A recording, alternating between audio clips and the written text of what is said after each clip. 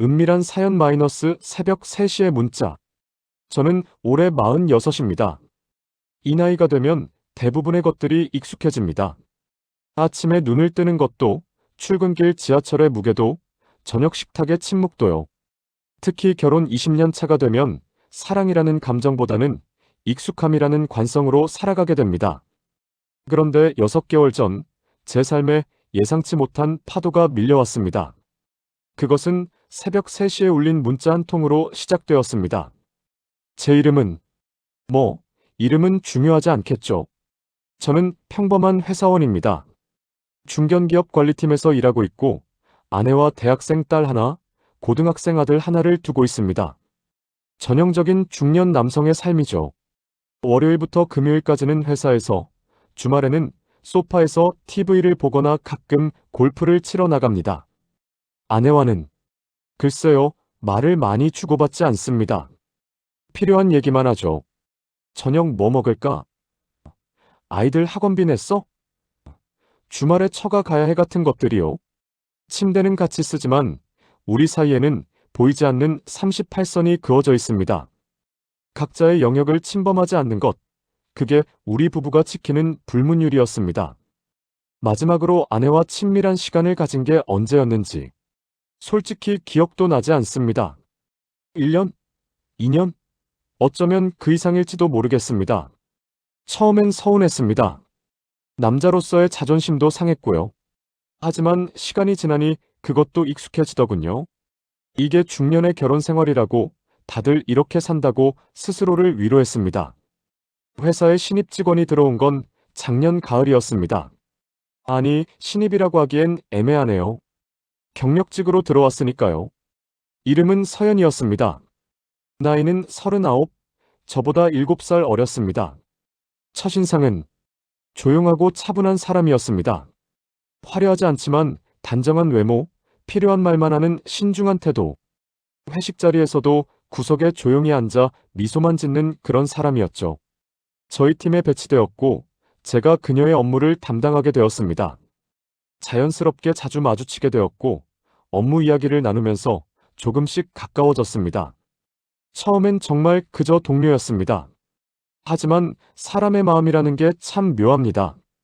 어느 순간부터 그녀가 출근하지 않는 날이면 하루가 밋밋하게 느껴졌습니다. 점심시간에 그녀가 다른 동료들과 식사하러 가면 이유 없이 기분이 처졌고요. 이건 아니야. 스스로에게 몇 번이나 다짐했습니다. 저는 기혼자고 두 아이의 아버지입니다. 이런 감정은 가져서는 안 되는 거라고요. 하지만 마음이라는 게 의지대로 되나요? 결정적인 순간은 한 달 전 금요일 밤이었습니다. 큰 프로젝트 마감을 앞두고 팀원 대부분이 야근을 하게 되었습니다. 밤 10시가 넘어서 하나둘 퇴근하고 결국 사무실에는 저와 서연, 단둘만 남게 되었습니다. 과장님, 커피 한 잔 하실래요? 그녀가 먼저 말을 걸었습니다. 우리는 탕비실로 갔습니다. 커피를 내리면서 이런저런 이야기를 나눴습니다. 처음으로 업무와 관계없는 사적인 대화를 나눴죠. 그녀도 결혼했었다고 했습니다. 하지만 3년 전에 이혼했다고요. 남편의 외도 때문이었다고 했습니다. 그 이야기를 할 때 그녀의 눈에 어떤 쓸쓸함이 스쳤습니다. 과장님은 행복하세요? 갑자기 그녀가 물었습니다. 저는 대답할 수 없었습니다. 행복하냐는 질문에 바로 네라고 답할 수 없는 제 모습이 초라하게 느껴졌습니다. 잘 모르겠어요. 결국 제가 한 대답은 그것뿐이었습니다. 그녀가 희미하게 웃었습니다. 그 미소에는 동질감 같은 게 있었습니다. 서로의 외로움을 이해하는 듯한. 그날 밤 우리는 새벽 2시까지 탕비실에서 이야기를 나눴습니다. 인생에 대해서, 결혼에 대해서, 외로움에 대해서. 집에 돌아가는 택시 안에서 제 심장은 미친 듯이 뛰고 있었습니다. 마치 20살 청년이 된 것처럼요. 그날 이후 우리 사이에 미묘한 긴장감이 흘렀습니다. 눈이 마주치면 서둘러 시선을 피했고 말을 걸다가도 어색하게 끊곤 했습니다. 뭔가 선을 넘으면 안 된다는 걸 둘 다 알고 있었으니까요. 하지만 운명은 참 장난스럽습니다. 2주 후 어느 금요일 밤 저는 술자리가 있었습니다. 학창시절 친구들과의 모임이었죠. 오랜만에 만나 이야기꽃을 피우다 보니 밤이 깊었습니다. 집에 도착한 건 새벽 1시쯤이었습니다. 아내와 아이들은 모두 자고 있었고 저는 조용히 침대에 누웠습니다. 술 기운 때문인지 잠이 오지 않았습니다. 천장을 멍하니 바라보며 이런저런 생각에 잠겨 있을 때였습니다. 삐빅. 핸드폰에 문자가 왔습니다. 새벽 3시 12분. 누굴까 싶어 확인했는데 발신자는 서연이었습니다. 과장님, 혹시 안 주무세요? 잠이 안 와서 누군가와 이야기하고 싶네요. 제 손이 떨렸습니다. 답장을 해야 할까 말아야 할까? 이성은 하지 마라고 외쳤지만 제 손가락은 이미 키보드를 두드리고 있었습니다. 저도 잠이 안 오네요. 무슨 일 있으세요? 그렇게 우리의 새벽 대화가 시작되었습니다. 그날 밤 우리는 문자로 3시간 동안 이야기를 나눴습니다. 처음엔 가벼운 일상 이야기였습니다. 좋아하는 음악, 영화, 음식 같은 것들이요. 하지만 시간이 지날수록 대화는 점점 깊어졌습니다. 그녀는 이혼 후 혼자 사는 게 너무 외롭다고 했습니다. 집에 들어가면 아무도 없는 텅 빈 공간이 가끔 무섭기까지 하다고요. 주말이면 뭘 해야 할지 몰라 하루 종일 침대에 누워있기도 한다고 했습니다. 저도 제 이야기를 했습니다. 가족과 함께 있어도 느껴지는 외로움에 대해서, 아내와의 관계가 어느 순간부터 단순한 동거인이 되어버렸다는 것에 대해서요. 과장님도 외로우셨구나. 그녀의 그 한마디가 제 마음에 깊이 와닿았습니다. 누군가 제 외로움을 이해해준다는 것, 그것만으로도 위로가 되었습니다. 그날 이후 새벽 문자는 일상이 되었습니다. 아내와 아이들이 잠든 새벽, 저는 조용히 일어나 거실로 나가 그녀와 문자를 주고받았습니다. 때로는 전화 통화를 하기도 했죠. 낮은 목소리로 누군가에게 들킬까 조심하면서요. 우리는 모든 것을 나눴습니다. 어린 시절의 추억, 첫사랑 이야기, 인생의 후회들, 미래의 꿈들. 40대 중년이 된 지금, 사실 이루지 못한 꿈들에 대해 이야기하는 건 쓸쓸한 일이었습니다. 하지만 그녀와 나누는 대화 속에서 저는 다시 살아있음을 느꼈습니다. 한 달쯤 지났을 때 우리는 함께 점심 식사를 하러 나갔습니다. 회사 근처의 조용한 식당이었습니다. 창가 자리에 마주 앉아 파스타를 먹으면서 우리는 웃고 떠들었습니다. 마치 연인처럼요. 과장님과 이야기하면 시간 가는 줄 몰라요. 그녀가 말했습니다. 그녀의 눈빛에는 분명한 감정이 담겨 있었습니다. 저도 알았습니다. 이건 단순한 동료애가 아니라는 것을요. 저도요. 제가 대답했습니다. 그리고 잠시 망설이다가 물었습니다. 우리, 이래도 될까요? 그녀가 잠시 생각하더니 대답했습니다. 솔직히 잘 모르겠어요. 하지만 과장님과 있으면 행복해요. 오랜만에 느끼는 감정이에요. 저도 같았습니다. 그녀와 있으면 제가 다시 살아있는 사람이 된 것 같았습니다. 20년 동안 잊고 살았던 감정들이 되살아났습니다. 하지만 동시에 죄책감도 밀려왔습니다. 저는 결혼한 사람입니다. 비록 아내와의 관계가 식었다고 해도 그건 제가 다른 사람과 이런 감정을 나눠도 되는 이유가 되지 못했습니다.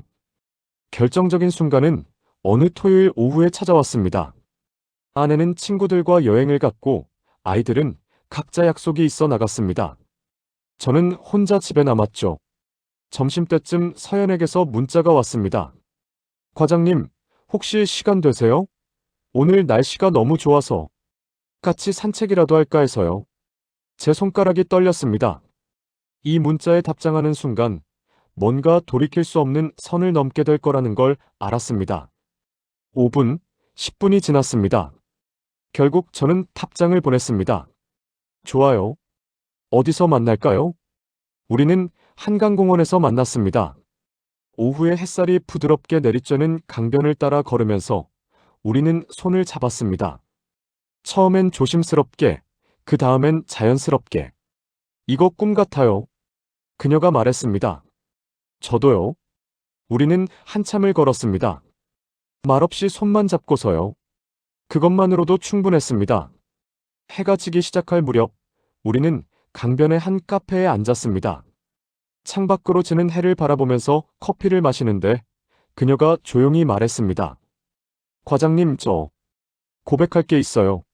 제 심장이 빠르게 뛰기 시작했습니다. 저 과장님이 좋아요. 동료로서가 아니라 한 사람으로서요. 세상이 멈춘 것 같았습니다. 저도 알고 있었습니다. 제 감정도 마찬가지라는 것을요. 하지만 말로 듣는 것과 아는 것은 완전히 다른 일이었습니다. 저도 당신이 좋습니다. 그 말을 하는 제 목소리가 떨렸습니다. 그녀의 눈에 눈물이 맺혔습니다. 기쁨의 눈물인지 슬픔의 눈물인지 알 수 없었습니다. 아마 둘 다였을 겁니다. 그날 우리는 함께 저녁을 먹었습니다. 한적한 레스토랑에서 와인을 마시며 많은 이야기를 나눴습니다. 과거에 대해서, 현재에 대해서, 그리고 불가능한 미래에 대해서도요. 우리 어떻게 될까요? 그녀가 물었습니다. 저는 대답할 수 없었습니다. 솔직히 모르겠으니까요. 잘 모르겠어요. 하지만 지금 이 순간만큼은 행복합니다. 저도요. 식사를 마치고 나왔을 때는 이미 밤 10시가 넘어 있었습니다. 집에 가기 싫어요. 그녀가 말했습니다. 저도요. 우리는 차 안에서 한참을 앉아 있었습니다. 말없이 손만 잡고서요.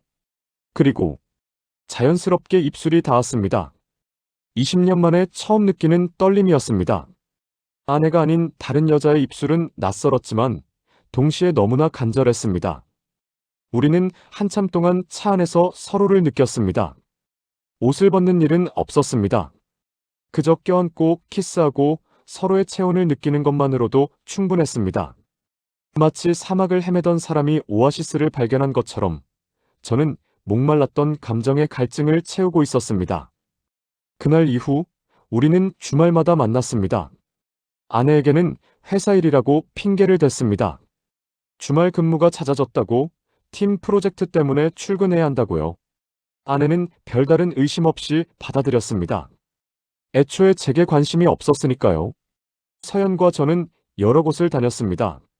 서울 근교의 카페, 한적한 미술관, 강가의 산책로, 사람들의 눈을 피해 조용한 곳들만 골라 다녔습니다.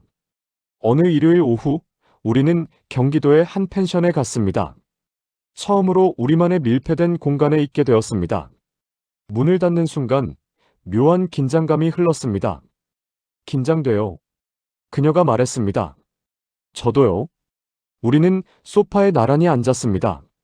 창밖으로는 가을 단풍이 보였습니다. 과장님, 우리 이러면 안 되는 거 맞죠? 그녀가 물었습니다. 네, 맞아요. 그런데 왜 이렇게 행복할까요? 저도 모르겠습니다. 죄책감과 행복감이 동시에 밀려오는 이 복잡한 감정을요. 우리는 오후 내내 이야기를 나눴습니다. 그리고 해가 지기 시작할 무렵 자연스럽게 서로를 안았습니다. 그날 우리는 마지막 선을 넘었습니다. 20년 동안 아내와만 나눴던 친밀함을 다른 사람과 나누게 되었습니다. 처음엔 어색했지만 점차 자연스러워졌습니다. 그녀의 살결은 부드러웠고 체온은 따뜻했습니다. 서로의 숨소리를 들으며 우리는 오랫동안 서로를 느꼈습니다. 마치 사막에서 만난 샘물처럼, 오랜 가뭄 끝에 내린 단비처럼 저는 목마른 갈증을 채우고 있었습니다. 그날 이후 저는 두 개의 삶을 살게 되었습니다. 평일에는 회사에서 서연을 동료로 대했습니다. 다른 사람들이 볼 때는 그저 상사와 부하 직원이었죠. 하지만 우리는 눈빛만으로도 대화를 나눴습니다. 주말에는 서연과 만났습니다. 때로는 펜션에서, 때로는 호텔에서, 때로는 그녀의 집에서요. 그녀와 함께하는 시간은 마치 꿈 같았습니다. 20대 청년으로 돌아간 것처럼 설레고 떨렸습니다. 특히 친밀한 시간은 아내와는 완전히 달랐습니다. 아내와는 의무처럼 느껴졌던 일이 서연과는 축제처럼 느껴졌습니다. 서로의 몸을 탐험하고 새로운 것들을 시도하고 서로를 만족시키기 위해 노력했습니다. 그녀는 제 몸의 모든 부분을 사랑한다고 말했습니다. 40대 중년 남성의 몸이 아름답다는 그 말이 저를 행복하게 만들었습니다. 저 역시 그녀의 모든 것을 사랑했습니다. 그녀의 목소리, 그녀의 웃음, 그녀의 채취, 그녀와 함께하는 모든 순간을요. 하지만 집에 돌아오면 현실이 기다리고 있었습니다. 아내는 여전히 무관심했고 아이들은 자기 일에만 바빴습니다. 식탁에서의 대화는 여전히 최소한이었고 침대에서 우리 사이의 38선은 여전히 견고했습니다. 밤마다 죄책감이 밀려왔습니다. 나는 나쁜 사람이야. 가족을 배신하고 있어.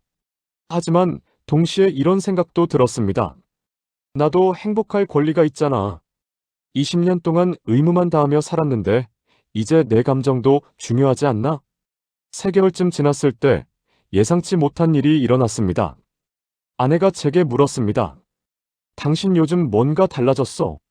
심장이 철렁 내려앉았습니다. 뭐가요? 잘 모르겠는데. 표정이 밝아진 것 같아. 예전보다 기분이 좋아 보여. 아내의 관찰력에 놀랐습니다. 20년 동안 저에게 별 관심이 없던 사람이 갑자기 제 변화를 눈치챈 겁니다. 그냥 회사 일이 잘 풀려서 그런가 봐. 그래? 다행이네. 요즘 당신 좀 활기차 보여서 좋아. 아내의 그 말에 가슴이 찢어지는 것 같았습니다. 제가 활기차 보이는 이유는 당신 때문이 아니라 다른 여자 때문이야. 그 사실을 모르는 당신이 안쓰러웠고 동시에 그런 당신을 배신하는 제 자신이 한없이 비열하게 느껴졌습니다. 그날 밤 침대에 누워 천장을 바라보며 생각했습니다. 이대로 계속 갈 수 있을까? 언젠가는 들통나지 않을까? 하지만 서연을 포기할 수는 없었습니다. 그녀는 제게 산소 같은 존재가 되어버렸으니까요. 시간이 지날수록 서연과 저는 더 가까워졌습니다. 우리는 단순히 육체적인 관계만 가진 게 아니었습니다. 정신적으로도 깊이 연결되어 있었습니다. 그녀는 제 모든 것을 알고 있었습니다. 제 과거, 제 상처, 제 두려움, 제 꿈들. 아내도 모르는 제 내면의 이야기들을 그녀와는 나눌 수 있었습니다. 저 역시 그녀의 모든 것을 알았습니다. 이혼 후의 외로움, 앞으로의 불안함, 혼자 늙어가는 것에 대한 두려움. 우리는 서로의 상처를 어루만져 주었습니다. 특히 함께하는 밤은 단순한 욕망의 해소를 넘어선 무언가였습니다. 서로의 존재를 확인하는 시간이었고 외로움을 덜어내는 치유의 시간이었습니다. 그녀는 저를 남자로 만들어 주었습니다. 20년 동안 잊고 살았던 남성성, 매력, 자신감을 되찾게 해주었습니다. 당신과 있으면 내가 살아있다는 걸 느껴요. 제가 그녀에게 말했습니다. 저도요. 당신은 저를 다시 사랑받을 자격이 있는 사람으로 만들어줬어요. 그녀가 제 품에 안겨 대답했습니다. 우리는 호텔 침대에 나란히 누워 창밖의 도시 불빛을 바라보고 있었습니다. 금요일 밤이었고 저는 회사 워크숍이라는 핑계로 집을 나왔습니다. 이런 시간이 영원했으면 좋겠어요. 그녀가 속삭였습니다. 저도 그랬으면 좋겠다고 생각했습니다. 하지만 우리 모두 알고 있었습니다. 이것은 영원할 수 없는 관계라는 것을요. 4개월째 접어들었을 무렵 첫 번째 균열이 생겼습니다. 서연이 제게 물었습니다.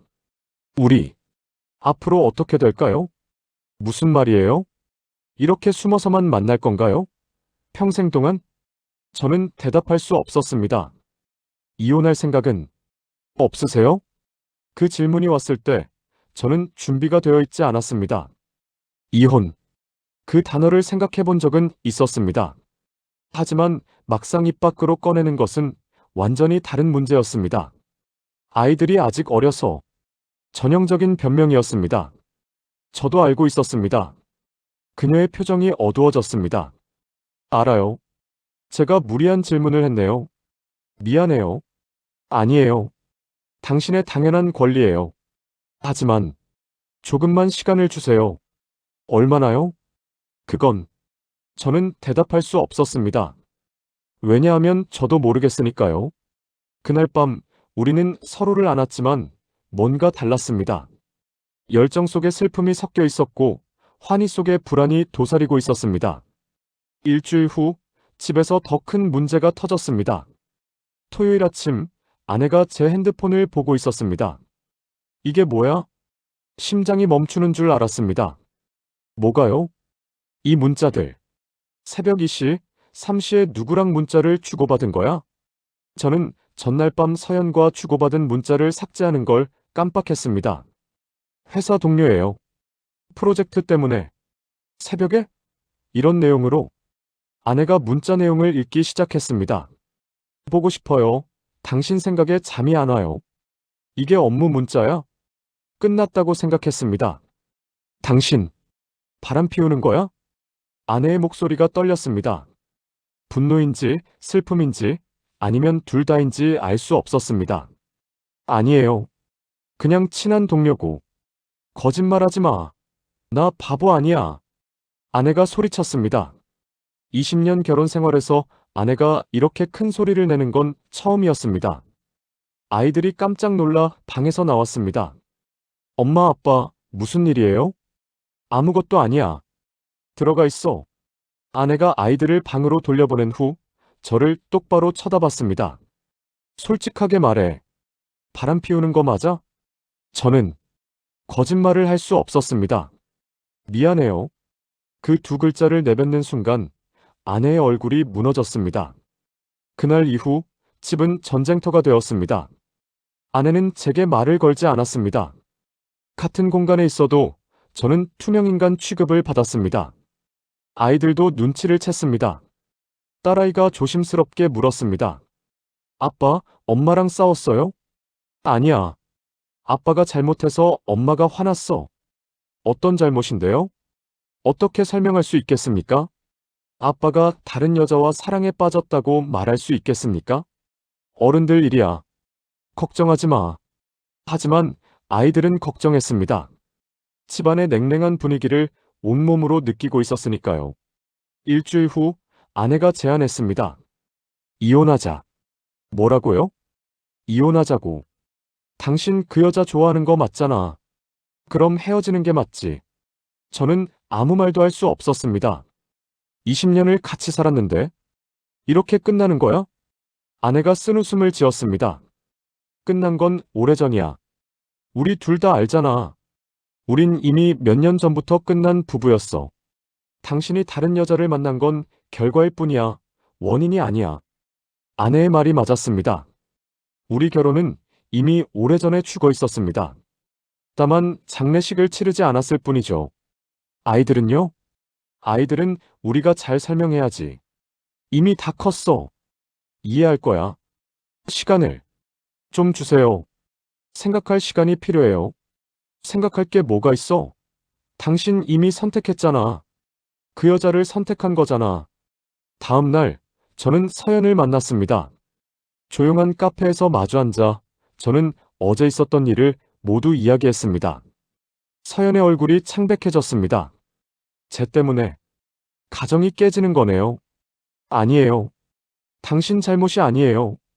우리 결혼은 이미 오래전에. 하지만 제가 없었다면 이렇게까지는 안 됐을 거예요. 그녀의 눈에서 눈물이 흘러내렸습니다. 과장님, 저희 헤어지는 게 맞는 것 같아요. 제 심장이 멈추는 것 같았습니다. 무슨 소리예요? 저 때문에 과장님 가족이 불행해지는 거 원하지 않아요. 저는 가족을 파괴하는 사람이 되고 싶지 않아요. 당신 없이는 못 살아요. 제가 그녀의 손을 잡았습니다. 저도요. 하지만 이게 맞는 것 같아요. 과장님은 가족에게 돌아가세요. 내 선택은 당신이에요. 정말요? 그녀가 저를 똑바로 쳐다봤습니다. 정말 이혼하고 저랑 같이 살 거예요? 주변의 모든 시선을 감수하고 아이들의 원망을 받으면서도 저는 대답할 수 없었습니다.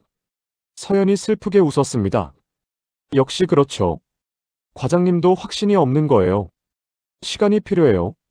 이건 제 인생의 가장 큰 결정이에요. 알아요. 그래서 제가 먼저 결정할게요. 우리 그만 만나요. 안 돼요. 제가 그녀를 붙잡았습니다. 제발, 조금만 기다려줘요. 그녀가 제 손을 천천히 떼어냈습니다. 사랑해요, 과장님. 정말 사랑했어요. 하지만 이게 우리를 위한 최선인 것 같아요. 그날, 그녀는 카페를 나갔습니다.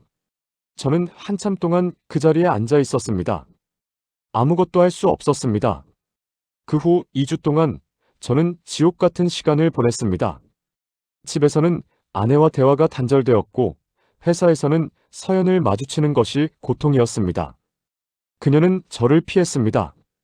복도에서 마주치면 인사만 하고 지나갔고, 업무상 필요한 대화만 최소한으로 했습니다. 밤마다 그녀에게 문자를 보냈습니다. 보고 싶어요. 제발 만나줘요. 당신 없이는 못 살겠어요. 하지만 답장은 오지 않았습니다. 저는 술을 마시기 시작했습니다. 매일 밤 소주 2병씩을 마시며 잠들었습니다. 아니, 기절했다는 표현이 더 맞겠네요. 회사에서도 문제가 생겼습니다. 업무에 집중할 수 없었고 실수가 잦아졌습니다. 상사가 저를 불러 물었습니다.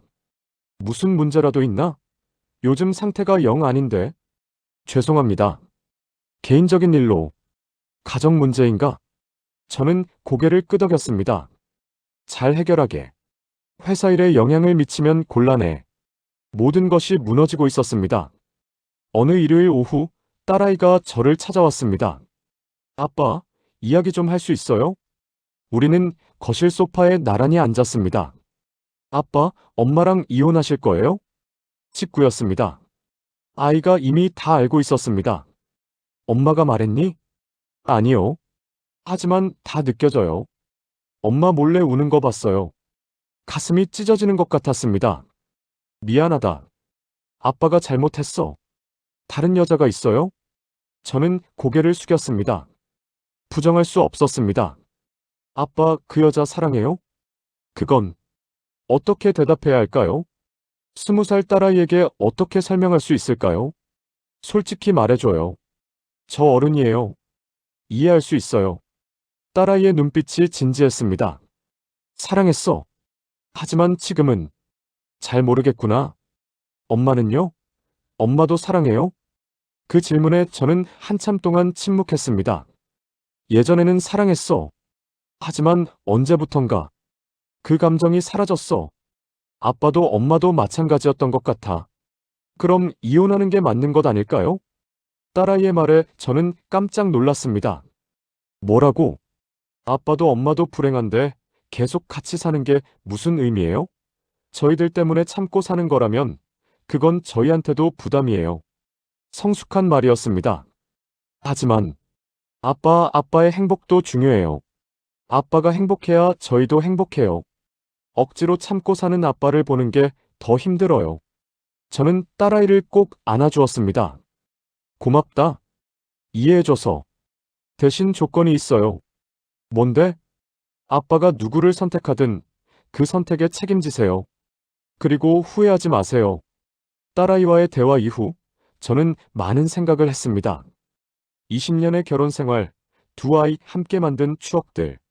하지만 동시에 사라진 사랑, 식어버린 감정, 의무로만 이어진 관계. 그리고 서연. 그녀와 함께한 짧지만 강렬했던 시간들. 다시 살아있음을 느끼게 해준 그 감정들. 무엇이 옳은 선택일까요? 도덕적으로는 가족에게 돌아가는 것이 맞습니다. 하지만 제 감정은 서연을 향하고 있었습니다. 일주일 동안 고민한 끝에 저는 결정을 내렸습니다.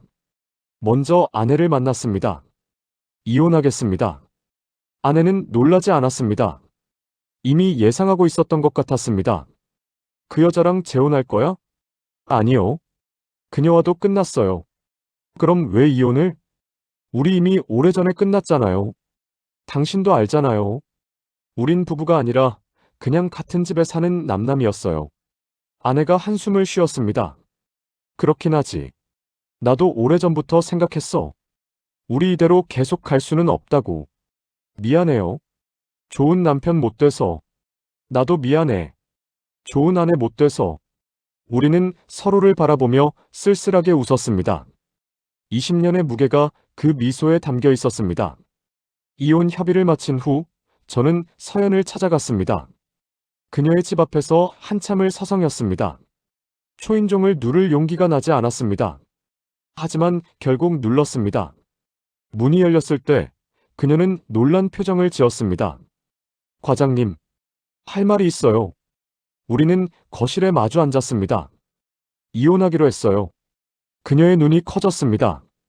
저 때문에요? 아니요. 우리 때문이에요. 우리 결혼은 이미 오래전에 끝났어요. 당신은 그냥 계기였을 뿐이에요. 그럼. 하지만 당신과 재결합하려고 이혼하는 건 아니에요. 서연이 혼란스러운 표정을 지었습니다. 무슨 말씀이세요? 당신 말이 맞았어요. 저는 확신이 없었어요. 당신을 정말 사랑하는지 아니면 그냥 외로움을 채우려는 건지. 지난 몇 주 동안 생각했어요. 제가 당신에게 공평했는지, 당신을 이용한 건 아닌지. 그녀의 눈에서 눈물이 흘러내렸습니다. 저는 당신을 진심으로 사랑했어요. 저도 알아요. 그래서 더 미안해요. 당신은 진심이었는데 저는 혼란스러웠으니까요. 그럼 당신이 옳았어요. 우리 헤어지는 게 맞아요. 저는 이제 혼자만의 시간이 필요해요. 20년 동안의 결혼 생활을 정리하고 저 자신을 다시 찾을 시간이요. 서연이 고개를 끄덕였습니다. 알겠어요. 과장님의 행복을 빌게요. 당신의 행복도 빌어요. 당신은 정말 좋은 사람이에요. 저보다 훨씬 나은 사람을 만날 거예요. 우리는 마지막으로 포옹했습니다. 그리고 저는 그녀의 집을 나왔습니다. 에필로그 6개월 후. 지금은 혼자 작은 원룸에서 살고 있습니다. 이혼은 생각보다 순조롭게 진행되었습니다. 아내와 저는 재산을 공평하게 나눴고 아이들의 양육권은 아내가 가졌습니다. 저는 매주 주말에 아이들을 만납니다. 처음엔 힘들었습니다. 혼자 있는 시간이 두려웠고 외로움이 밀려왔습니다. 하지만 점차 적응되었습니다. 혼자 요리를 배웠고 혼자 영화를 보러 다니고 혼자 산책을 합니다. 그리고 이상하게도 평온합니다. 누군가를 위해 역할을 하지 않아도 되는 삶. 그냥 제 자신으로 사는 삶. 서연은 3개월 전에 회사를 그만두었습니다. 들리는 말로는 부산으로 내려갔다고 합니다. 저는 그녀에게 연락하지 않았습니다. 그게 서로를 위한 일이라고 생각했으니까요. 가끔 그녀가 생각납니다. 함께했던 순간들이, 그녀의 웃음이, 그녀와 나눴던 친밀함이. 후회하냐고요? 글쎄요. 후회와 감사함이 섞여 있습니다. 잘못된 일이었다는 건 알아요. 하지만 그 경험이 저를 변화시켰습니다. 20년 동안 잊고 살았던 제 감정을 다시 느끼게 해줬으니까요. 중년의 불륜. 사회적으로는 비난받을 일입니다. 하지만 때로는 사람들이 이해하지 못하는 이유들이 있습니다. 오랜 시간 쌓인 외로움, 사라진 친밀감, 잊혀진 자신. 저는 여전히 답을 모르겠습니다. 제 선택이 옳았는지 틀렸는지. 다만 한 가지는 확실합니다. 저는 이제 저 자신에게 솔직합니다. 제 감정을 부정하지 않고 제 욕구를 억압하지 않습니다. 그것만으로도 충분하다고 생각합니다. 이 이야기를 듣는 여러분 중에는 저를 비난하는 분들도 있을 겁니다. 가족을 배신한 나쁜 놈, 무책임한 중년. 그 모든 비난을 받아들이겠습니다. 하지만 동시에 이것도 말하고 싶습니다. 결혼 생활이 행복하지 않다면 억지로 유지하는 것이 정답일까요? 아이들을 위해 참는 것이 정말 아이들을 위한 일일까요? 자신의 감정을 죽이고 사는 것이 옳은 일일까요? 저는 여전히 모르겠습니다. 다만 제가 경험한 것을 나눴을 뿐입니다. 중년의 사랑은 젊은이들의 사랑과 다릅니다. 더 무겁고 더 복잡하고 더 많은 것을 잃어야 합니다. 하지만 그렇다고 해서 덜 진실한 건 아닙니다. 저의 이야기가 끝났습니다. 여러분은 어떻게 생각하시나요?